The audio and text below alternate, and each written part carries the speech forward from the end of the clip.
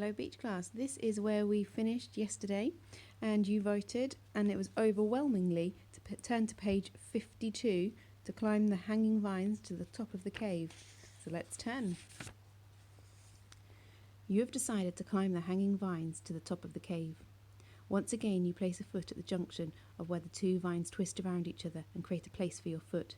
It's tricky to see each step because the vines are covered in glossy green heart-shaped leaves, but you find if you hold on with one hand, you can pluck the leaves around each foothold as you go up. After the first few steps, you start to get the hang of the vine climbing and make your way steadily towards the roof of the cave. About halfway through the climb, you reach the level of the butterflies. They're even prettier up close, with thin dividers between the sections that make up each of the wing panels. It's a perfect spot for a breather.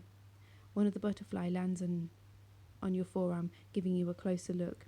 It has 6 black legs and a narrow body. Its proboscis flicks in and out.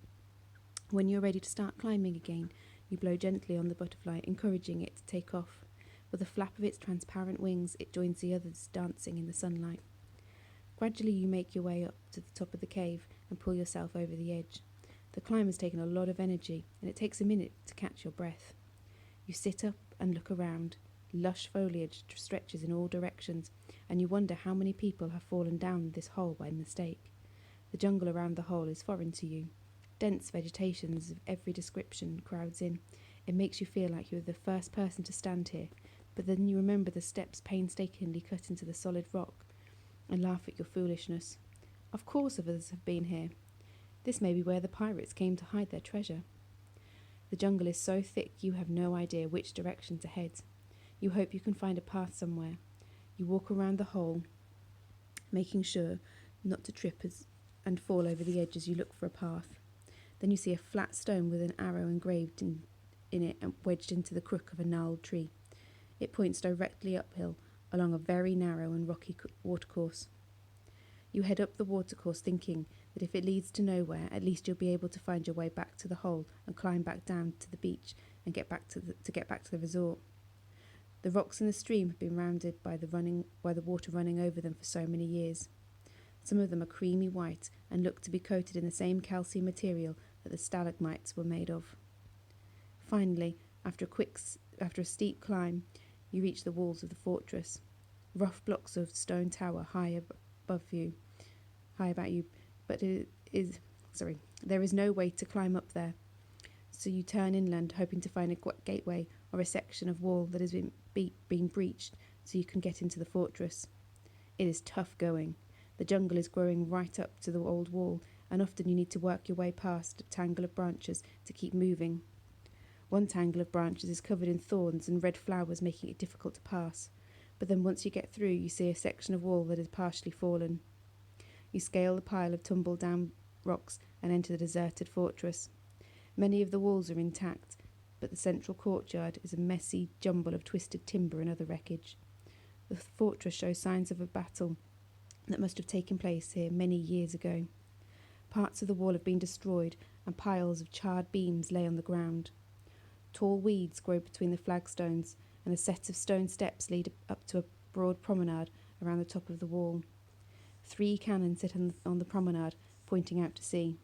Each cannon sits on a carriage of timber that has wooden wheels sheathed in metal of some sort. The carriages are not in good order. One leans awkwardly to one side, its wheel collapsed. You make your way across the courtyards and up the stone steps to the top of the wall. The top of the wall is broad. There is a smaller defensive wall on its outward side to stop people and the guns from falling down to the rocks below. When you lean out and look down, you can see the narrow ledge you walked along to get to the cave far below. The view from the wall is spectacular. Far off to your right you can see the bay, surrounded by the curve of the sandpit. The lighthouse looks like a toy in the distance. The resort and the village also look tiny. You can just make out the aquamarine water of the resort's biggest swimming pool. People on the beach look like beetles scurrying around. As you walk along the top of the wall, you look along the barrel of each cannon, trying to gauge what they'd been aiming at the last time they were fired. Curiously, each seems to be pointing towards the small island offshore. Why would they be shooting at an island? If the fortress was under attack, surely they would want to shoot at the pirate ships. The fortress is silent. All you hear are the waves crashing below and the chatter of birds from the surrounding jungle. It looks as though nobody has been here for a long time. You come to a statue just beside the turret on one end. The statue is of a man, his arms outstretched as if he is preaching to people gathered in the courtyard. In his hand is a book. It is an odd pose. The statue sits on a plinth, but steps lead up to it. You remember the message in the cave. It said, "Embrace the saint." You ascend the stairs and steps into the statue's outreached arms. The statue's tunic is draped in such a way it creates a groove for you to rest your chin on as you wrap your arms around the saint's torso. Your eyes close and relax in the statue's cool embrace. Then you open your eyes and see the island offshore. Is this where the treasure is? Is the statue a clue to finding it? Could gold on the island be what a golden future means? It is time for you to make a decision. Do you go back to the hole at the top of the cave and climb back down to the beach and go to the resort the way you came, page 56, or leave the fortress and try to find another way back to the resort? Okay, message me on Class Dojo. Which way next?